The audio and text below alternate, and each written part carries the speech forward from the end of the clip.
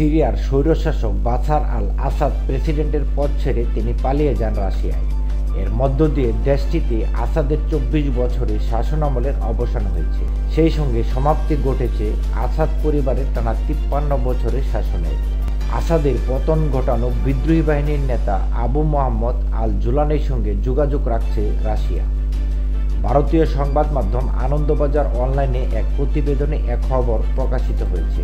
শুক্রবার এক কথা জানিয়েছেন রুশ প্রেসিডেন্ট ভ্লাদিমির পুতিনের সরকারের উপবিদেশমন্ত্রী মিখাইল বুগদানভ। তিনি বলেন, হায়াত তাহরির আল শাম এর নেতাদের সঙ্গে আমরা যোগাযোগ রাখছি।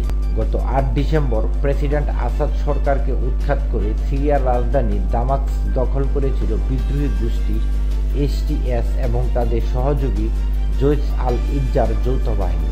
দামাস্ক ছেড়ে সপরিবারে রাশিয়ায় চলে গিয়ে আশ্রয় নিয়েছেন আসাদ। যুদ্ধে জয়ী হলেও বিদ্রোহী জোটের নেতা জুলানি সরাসরি ক্ষমতা হাতে নেননি। ভারপ্রাপ্ত প্রধানমন্ত্রী হিসেবে মোহাম্মদ আল বাশিরকে নিয়োগ করেছেন তিনি। রাশিয়া সহ বেশ কয়েকটি দেশ জানিয়েছে তারা সিরিয়ার নতুন সরকারের সঙ্গে আলোচনায় বসতে প্রস্তুত। যদিও গৃহযুদ্ধ পূর্বে ধারাবাহিকভাবে আসাদের সেনাকে মদদ দিয়েছে রাশিয়া। ধারাবাহিকভাবে এসটিএস যোদ্ধাদের উপর বোমা বর্ষণ করেছে রুশ যুদ্ধবিমান। ব্রিটেনের মানবাধিকার পর্যবেক্ষণ সংস্থা Syrian observatory for human rights জানিয়েছে, সিরিয়ার ভূখণ্ডে রাশিয়ার বিমান হামলায় গত ৯ বছরে ২১,০০০ বেশি মানুষ নিহত হয়েছে।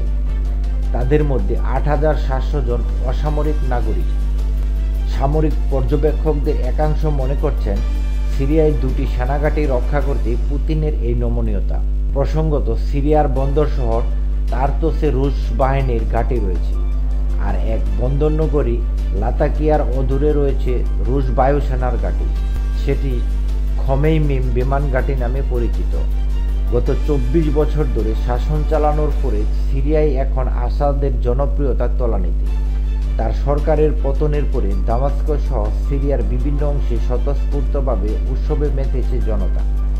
এই আবহে পুতিনের অবস্থান বদল আসাদের ভবিষ্যৎ আরও অনিশ্চিত করে তুলবে বলে মনে করা হচ্ছে।